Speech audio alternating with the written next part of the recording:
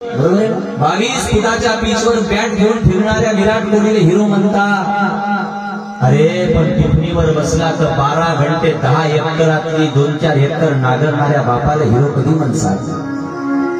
डवऱ्यावर बसला बाप तर त्याच्या पायाला फोडं आलेले, फोडं दिवसभर डवरे आणून तुम्ही विराट कोहलीची मॅच पाहायला लागले। विराट कोहली लय मोठा झाला, IPL पाहायला लागले।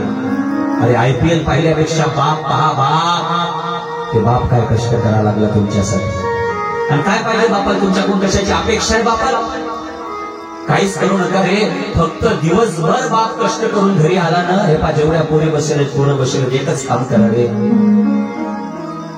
जेव्हा तुमचा बाप घरी आला ना कष्ट करून, बस त्याला हसत हसत एक गिलासभर पाणी द्या, एवढंच विचारा, बाबा एवढ्या उन्हातून आले, बाबा एवढे कष्ट करून आले, तब्येत बरी आहे ना, तुमचे पाय तर दाबून देऊ का? बस एवढं शब्द म्हणा रे। बापाचा दिवसभराचा ताप चालला जाते, ताप।